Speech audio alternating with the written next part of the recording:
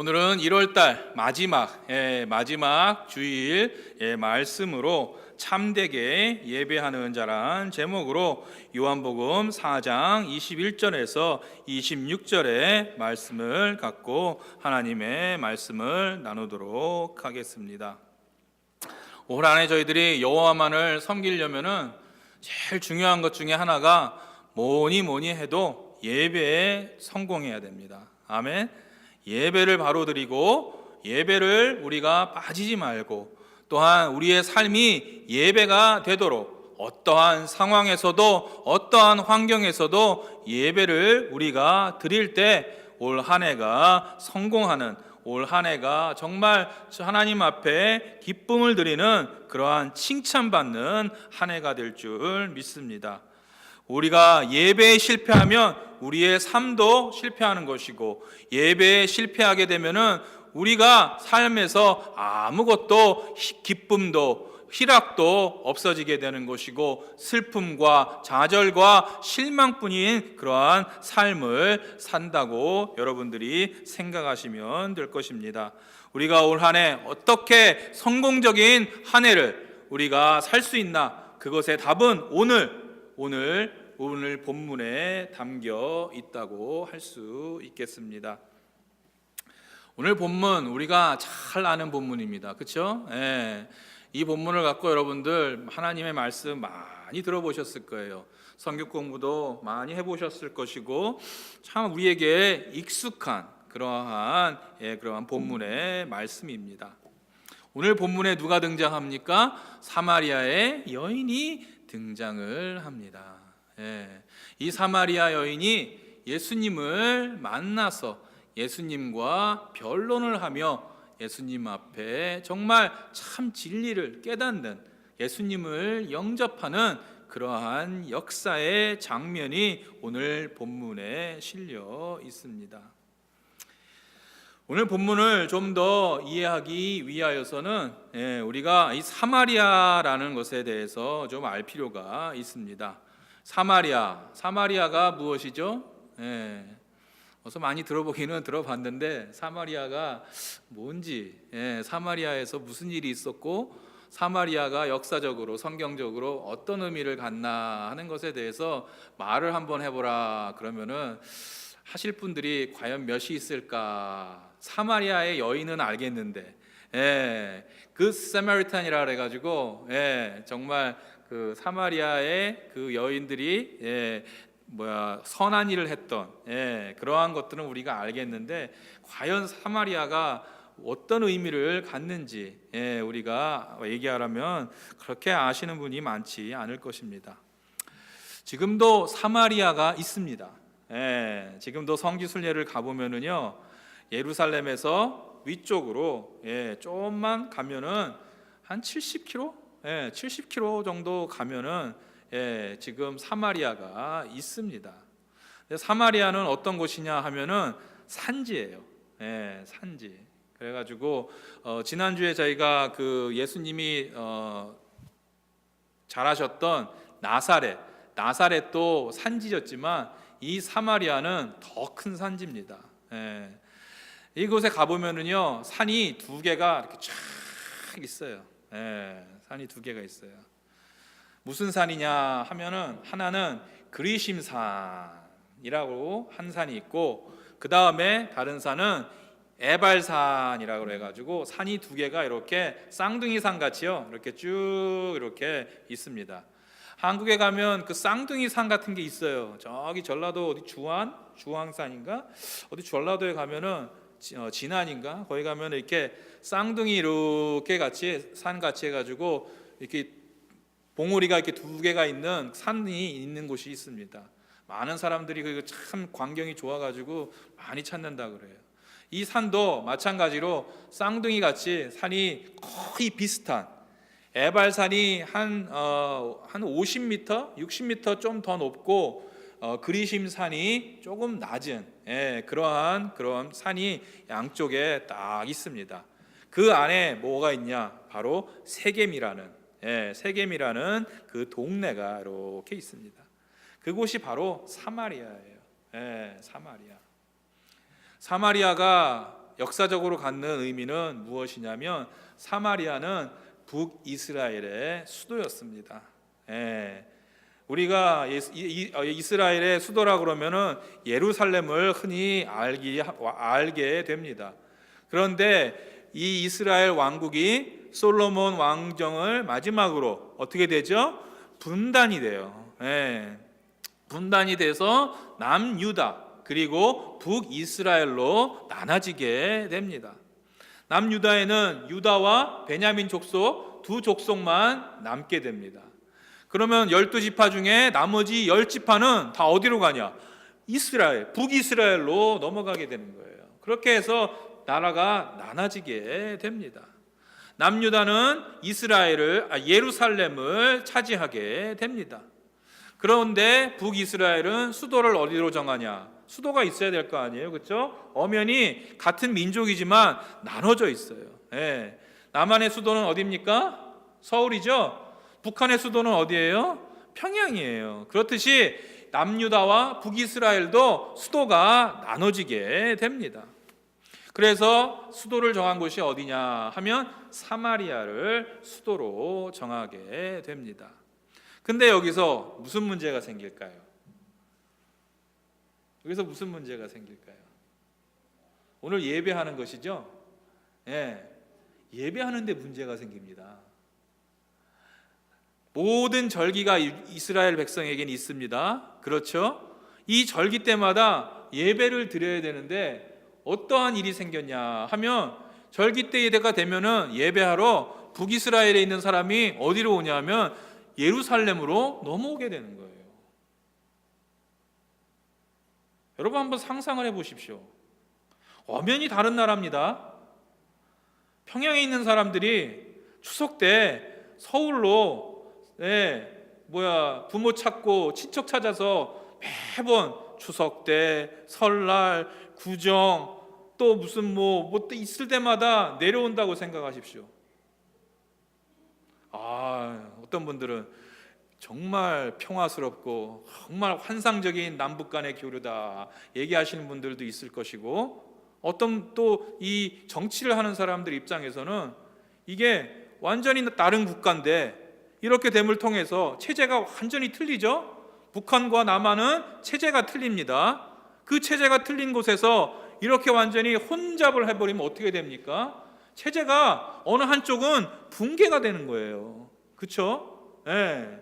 뭐 어떤 체제가 붕괴될지는 역사가 증명을 하니까 굳이 말씀을 안 드리겠습니다.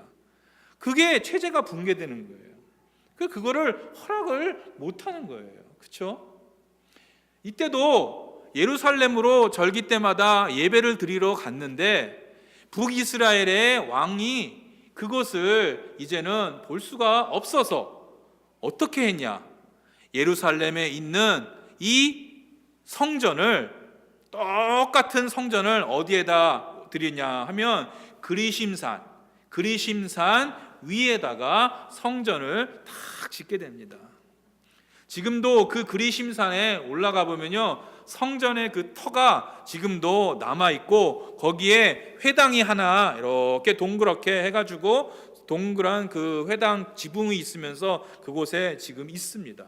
그 자리가 얼마나 잘 지어놨는지요. 지금 3000년의 시간이 지났는데 지금까지도 아주 많은 그러한 고고학적 유물들이 그곳에 남아 있는 것을 볼 수가 있습니다. 여러분들 한번 유튜브 가셔서요, 그리심산 한번 찍어보세요. 그리심산 한번 찍어보시면은 그 그리심산에 어떻게 지금 돼 있나 나중에 여러분들이 그거 보시면 요즘은 잘 나와 있습니다. 성지순례 안 가도 돼요. 성지순례 안 가도 그것이 어떻게 돼 있나 다 나와 있습니다. 가서 보면은 그 그리심산의 그러한 성전 터가 어떻게 되어 있나 여러분들이 한번 보시기 바랍니다. 지금도 아주 잘 해놨어요. 그러면 3000년 전에 얼마나 잘 해놨겠어요. 정말 완전히 무슨 쇼핑몰 같이요, 다 그것에서 예배 드릴 수 있게끔 잘 만들어 놨었어요. 그 해발 800m가 가까이 됩니다. 그 800m 되는 산 위에다가 그 성전의 터를 지었다는 것은요, 보통 정성이 아니에요. 보통 정성이 아니에요. 그렇게 해서라도 북이스라엘 사람들이 예루살렘으로 가지 않고 그리심 산에서 예배를 드리도록 북이스라엘의 그러한 왕들과 지도자들이 조치를 취했던 것입니다. 그리고 두 번째로요, 이 사마리아인들의 특징이 있습니다. 이게 뭐냐 하면, 사마리아인들은요, 예배를 드릴 때 갖고 있던 성서, 이 성서가 무엇이냐 하면 사마리아 오경이라는 것으로 자신들의 성경을 삼았습니다. 이스라엘 백성들, 이 이스라엘 백성들은 이 모세 오경, 그 다음에 구약, 이렇게 해가지고 선지자서, 지혜서 이렇게 내려오는 것으로 하나님의 말씀을 갖고 공부를 하고 그 다음에 그것으로 예배를 드렸어요. 그런데 이 사마리아 사람들은 사마리아 오경, 그러니까 다시 말해서 모세 오경, 그 모세 오경을 갖다가 자기들 거에 맞게 이렇게 해가지고 그것만 갖고 예배를 드렸어요. 그 외의 것은 볼 수도 없었고 봐서도 안 되고, 그러한 예배를 이 사람들이 드렸다는 것입니다. 이러한 사마리아에 예수님이 들어오시게 됩니다. 여러분들 말씀 많이 드렸지만 이 유대인이 사마리아에 지나간다는 것은 금기시 되어 있던 그때의 풍습이 있었습니다. 그래서 어떻게 한다고요? 위에서 내려오면요, 예루살렘으로 이렇게 쭉 가려고 그러면은 갈릴리나 그 다음에 나사렛이나 그러한 지역에 있던 그런 유대인들은 그 예루살렘으로 절기 때마다 예배를 드릴 때는 갈릴리 호수 동쪽으로 돌아서 요단강줄을 쭉 따라서 그런 다음에 예루살렘으로 그 루트를 정해서 예배를 드리러 오곤 했습니다. 이 사마리아 사람들은 옛날에 아합 왕 때 잡신을 섬기고 그 다음에 이방 민족과 결혼을 통하여서 부정한 사람으로 취급이 되어서 사마리아 사람들은 유대인들이 절대 페이싱하는 그러한 대면을 해서는 안 되는 사람들로 인식이 되어 있었습니다. 얼마 전에 마틴 루터 킹이 주니어 데이가 있었죠. 그게 시작이 어디입니까? 그 졸지아 한 시골에 흑인 여자가 버스 안에 이렇게 앉아 있었습니다. 그 버스 안에 앉아 있는데 백인 남성이 딱 들어와 가지고, 여보세요, 비켜 자리, 여기는 너희 흑인들이 앉을 수 있는 자리가 아니야, 나가. 그런데 이 흑인 여성이 꼼짝도 안 합니다. 꼼짝도 안 하고 무시를 합니다. 이 백인 신사가 그것을 듣고 가만히 있다가 하는 수 없이 차는 움직이니까 앉아야겠죠. 그래가지고 어떻게 하냐 하면은 그 뒤에 가서 따로 앉습니다. 근데 이 시간에 무슨 사건이 벌어져요. 사건이 벌어지면서 그것이 시발점이 돼서 1950년대에 미국의 인종차별주의가 불을 뿜으면서 그 중심에 마틴 루터 킹 목사님이 쓰게 되면서 이끄면서 그것이 미국의 인종차별주의를 어느 정도 종식시키는 그러한 역사의 한 장면이 만들어지게 되었던 것입니다. 이때 당시 성경에도요, 그러한 인종차별주의가 여기에 있는 거예요. 유대인들과 사마리아는 서로 대면을 해서는 안 되는 그러한 사람들, 그러한 관계였다는 것입니다. 그런데 여기에 예수님께서 이 사마리아 마을, 이 사마리아의 수가성의 여인에게 찾아오시는 거예요. 그러면서 뭐라고 말씀하십니까? 물을 달라 그럽니다. 그러면서 여자가 뭐라 그럽니까? 목마르지도 않고 또 여기 물길로 오지도 않게 하옵소서 그럽니다. 물을 달라 그러는데 생뚱맞게 물을 주지를 잘 않는 거예요. 근데 여기 이 여인이 지금 우물가에 나오게 됩니다. 이 여인이 어떤 여인입니까? 여기서 오늘 보면은 내가 남편이 없다 하고 예수님께서 이 여자를 보자마자 이 여자의 백그라운드를 싹 알아보시는 거예요. 남편이 없다는 말, 남편만 없다는 말이 아니라 오늘 18절에 뭡니까? 너에게 남편 5이 있었고 지금 있는 자도 내 남편이 아니니입니다. 여러분이 한번 이 사마리아 여인, 여기 지금 다 지금 여성분들이니까 한번 그 입장에 한번 대보세요. 이혼을 한 판만 한 것도 아니고 5판을 하고요. 지금 사실혼 관계에 사는 사람도 이게 남편인지 아니면 그냥 같이 이불만 뒤집고 살아가는 사람인지 그것이 확실치 않은 그러한 사람과 살고 있는 여러분이라면은 여러분들의 그 지금 마음 상태 어떻겠어요? 괜찮아요. 뭐 이혼이 무슨 흠인가요? 뭐 5판을 하든 10판을 하든 뭐 마음 맞는 사람하고 하면 되는 거지. 근데 우리 인류의 통상적인 관례는 이혼을 한다는 것은요, 남자가 됐든 여자가 됐든 별로 자랑스러운 일이 아니에요. 서양과 동양을 막론하고 이혼을 했다 하는 것은 그렇게 자랑스러운 일이 아닐 뿐만 아니라 사회에서 내가 받는 인식이 되는 레퓨테이션도 떨어지게 되어 있는 것이 관례입니다. 어떤 분들은 이혼한 것이 너무나 정말 창피해서 동창회도 안 나오고 교회도 안 나오고 어느 모임에도 안 나오고 저기 산속에 깊이 무슨 구름도사 같이 이렇게 사는 것처럼 혼자 이렇게 있으면서 장 보러 갈 때도 그 사람들이 많이 모이는 시간에는 안 가고요. 사람들이 없는 닫기 전 1시간, 닫기 전 30분 아니면 오픈한 지 1시간 30분 그 안에 이렇게 사람이 제일 없을 때만 골라서 그 쇼핑도 한다 그래요. 여기 지금 사마리아 여인도요, 물을 기르러 나오죠. 근데 언제 나옵니까? 낮에 나와요. 낮에. 이 말이 무엇이냐 하면은요, 물을 기르러 오는 제일 바쁜 시간, 우물가가 제일 바쁜 시간이 언제냐면요, 아침과 저녁 때예요.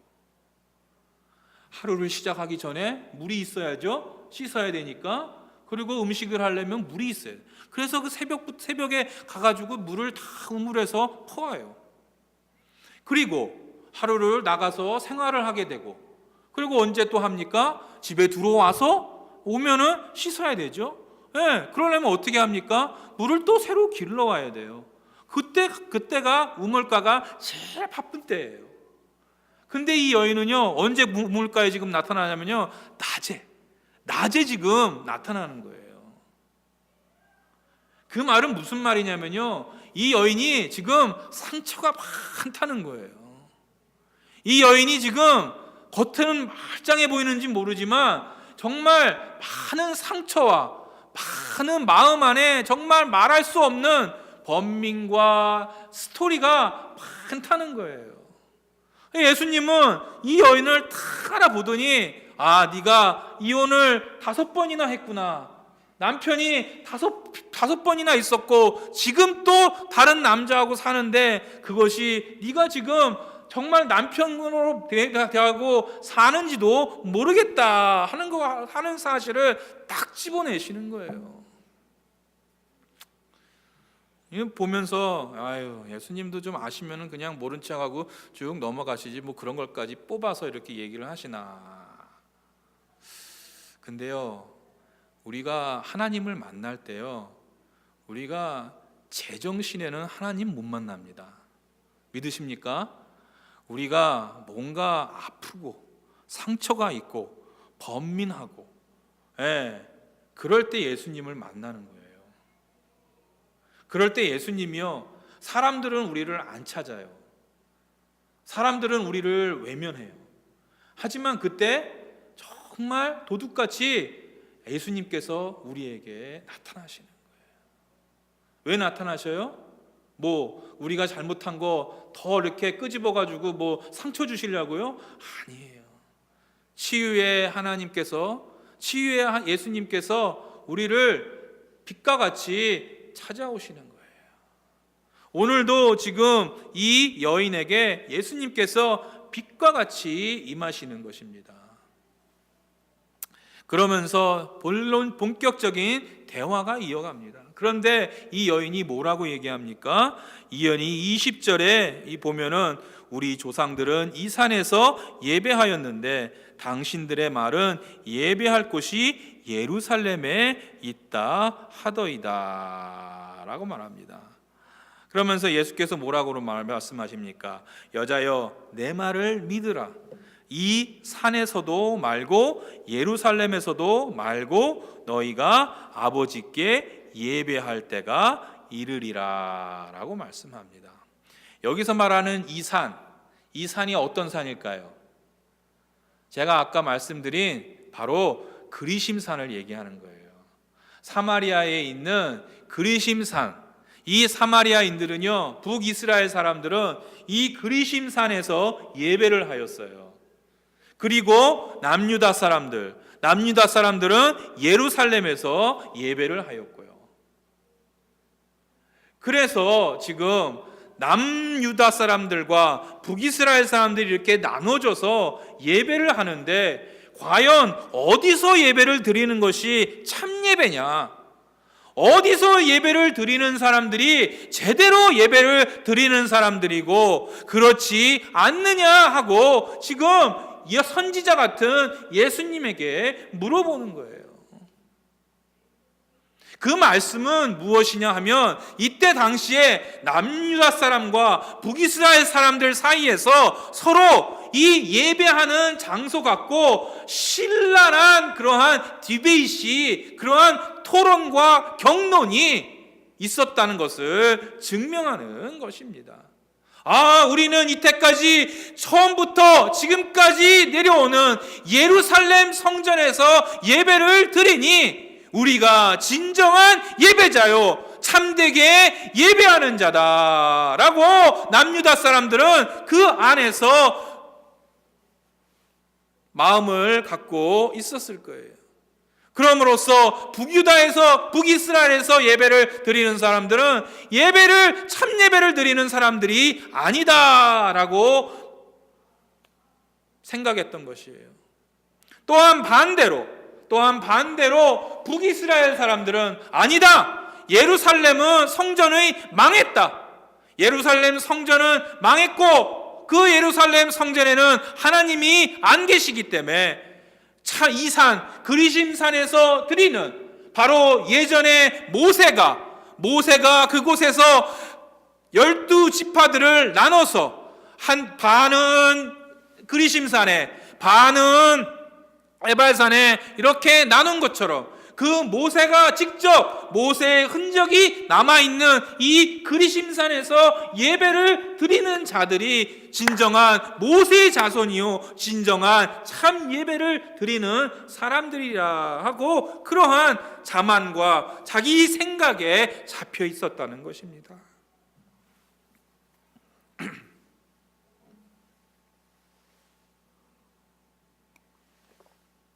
그런데 여기서 예수님께서 어떻게 말씀하십니까? 너희는 여자여 내 말을 믿으라. 이 산에서도 말고 예루살렘에서도 말고 너희가 아버지께 예배할 때가 이르리라 라고 말씀합니다. 이 말이 무슨 말씀입니까? 예배는요 장소가 중요하지 않다는 거예요. 그런 사람들이 있어요. 어떤 교회 가면요 음악도 화려하고 목사님 말씀도 화려하고 장식도 화려하고 시스템도 화려하고 프로그램도 화려하고 음식도 화려하고 애들 놀이하는 플레이그라운드도 화려하고 그러니까 저기는 정말 예배하는 곳이야. 하나님이 기뻐하시는 예배 장소야. 그렇게 생각하는 사람들이 있어요. 그런데 어느 교회 가면 음악도 화려하지 못하고, 장소도 화려하지 못하고, 음식도 화려하지 못하고, 프로그램도 화려하지 못하고, 목사님 말씀은 더더구나 화려하지도 않고, 그러니 저 교회 가봐야 은혜도 안 되고 은혜 받을 수가 없어. 저 교회는 예수님이 안 계셔. 하나님이 안 계셔. 그렇게 생각을 하시는 분들이 있다면 그 생각은 하나님이 주시는 생각이 아닙니다. 아멘. 성령이 주시는 진리의 생각은요, 공간엔 상관이 없어요. 공간은 상관이 없어요. 형식도 상관이 없어요. 시간도 상관이 없어요. 시간과 공간과 모든 것을 초월하시는 그 성령 하나님을 중심으로 예배드릴 때 그것이 정말 참 예배고, 그때 바로 예배를 드려야 한다는 것입니다. 아멘. 네. 근데 우리는요, 자꾸 어떻게 공간을 제한을 해요. 우리의 그러한 생각으로, 우리가 자녀를 특히 무슨 학교에 보낸다든지 어떤 집을 구한다든지 이러한 생각처럼 우리가 예배하는 것도 그렇게 우리가 제한적으로 생각해 놓고 그렇게 만들어 놓는 경우가 있다는 것입니다. 하지만 참 예배자는요, 그런 것에 구애를 받지가 않습니다. 저기 북한에 정말 백두산 밑에 동굴에 가서 예배를 드려도요, 성령이 충만한 예배를 드릴 수가 있습니다. 에어컨이 안 나오는 뜨거운 찜질방 같은 그런 곳에서도요, 정말 우리가 성령이 감동하시는 예배를 드릴 수가 있는 것입니다. 우리는 이것에 구애받지 말고 우리의 예배에 뭐가 있어야 된다고요? 우리의 예배에 예수님이 있어야 돼요. 아멘. 하나님이 중심에 이렇게 쫙 있어야 되는 거예요. 오늘도 우리가 예배를 드리면서 집안 생각, 오늘 우리가 지금 해야 되는 일들, 이런 것에 지금 몰입을 해가서 예배를 드리면요, 그 예배는 신령과 진정으로 드리는 예배가 될 수가 없는 것이에요. 그러한 예배는 남유다 사람들, 북이스라엘 사람들, 이때 드리던 사람들이 드리던 그런 예배하고 다를 바가 없게 된다는 것이에요. 그러면서 뭐라고 말씀하십니까? 너희는 알지 못하는 것을 예배하고 우리는 아는 것을 예배하노니 이는 구원이 유대인에게서 남이라 라고 말씀합니다. 그러면서 아버지께 참되게 예배하는 자들은 영과 진리로 예배할 때가 오나니 곧 이때라. 아버지께서는 자기에게 이렇게 예배하는 자들을 찾으시느니라 라고 말씀을 합니다. 여기서 보면은 영과 참되게 예배하는 자들은 어떻게 예배하는 자들이라고요? 영과 진리로 예배하는 자라고 그랬어요. 여기서 영은 뭘 말합니까? 성령을 얘기하는 거예요. 성령과 진리로 예배하는 자들. 그러면서 여기서 이때라, 아버지께서는 자기에게 어떻게라는 말이 무슨 말입니까? 영과 진리로 예배하는 예배자들을 찾으시느니라 라고 말씀을 하는 거예요. 예배를 드릴 때 우리가 정말로 중요한 것은 성령과 진리라는 것이에요. 이 성령과 진리만 우리의 예배 가운데 있다면 그것이 참 예배고, 하나님께서 그러한 예배자들을 찾으신다고 말씀하는 것입니다. 우리의 예배가 성령과 진리가 충만한 예배인 줄 믿으시기 바랍니다. 이 예배 안에 우리가 성령이 지금 계시고 하나님의 말씀 진리가 선포될 때 그것이 바로 참다운 예배고 하나님이 찾으시는 예배라는 것이에요. 음악이 화려하고 무슨 프로그램이 화려하고 아주 데코레이션이 화려하고 이런 것이 중요한 것이 아니라 정말 그 안에 성령과 진리가 있다면 아무리 부족한 것이 많아도, 아무리 많은 것을 갖추지 못하도, 아무리 많은 사람들이 있지 못해도 그 예배는 예수님께서 받으시는 예배요, 그것이 참다운 예배라고 말씀하고 있는 것입니다. 우리는 이러한 생각을 갖고, 이러한 하나님의 말씀을 갖고 예배를 바라봐야 하겠습니다. 아멘. 우리는 자꾸 세상의 그러한 생각을 통하여서 예배를 정죄하고 재단하는 경우가 많아요. 그래서는 안 되는 것이에요. 예. 우리가 예배를 드리는 것, 공간이 중요하지 않다 그랬어요. 그 말은 무슨 말씀입니까? 우리가 주일날만 예배를 드리는 것이 아니라 우리가 있을 때 우리의 삶에서도 예배를 드려야 되는 것이에요. 로마서 12장 1절의 말씀에 뭐라고 그랬어요? 너희는 거룩한 산 제사라 그랬어요. 그렇죠? 예, 그 말씀이 무슨 말씀이에요?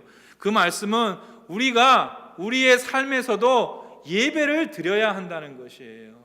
우리의 삶 가운데 성령님을 모시고 그 안에 하나님의 말씀을 갖고 우리가 살아갈 때 그것이 참다운 제사가 되는 것이고 참다운 예배자가 된다는 것이에요. 그런데 우리의 삶은 전혀 성령님과 동떨어져 있고 하나님의 말씀하고는 동떨어져 있고 그냥 내 고집, 내 마음대로 살아가고 주일날 한번 싹 와서 그냥 예배드리면서 그것이 참 예배자라고 할 수 있냐? 우리는 마음에 손을 얹고 물어봐야 하겠습니다. 하나님은 영이시니 예배하는 자가 영과 진리로 예배할지니라 라고 말씀합니다. 여기서 말하는 영과 진리, 우리가 다시 한번 좀 더 깊게 들어가 보겠습니다. 여기서 말하는 영과 진리는요, 성령과 진리예요. 근데 이 성령과 진리인데요, 이 성령과 진리가 하나의 월드예요. 다시 말해서 여기서 메인 월드는 뭐냐? 영이에요. 성령이에요. 이 성령을 잘 부연 설명하는, 꾸며주는 단어로서 따라온 것이 진리라는 거예요. 다시 말해서 성령은 진리의 영이라는 거예요. 진리의 성령으로 예배하는 것이 참 예배라는 것입니다. 막 여기서 우리가 영이시니 영과 진리로 예배할지냐 하면 어떻게 생각합니까?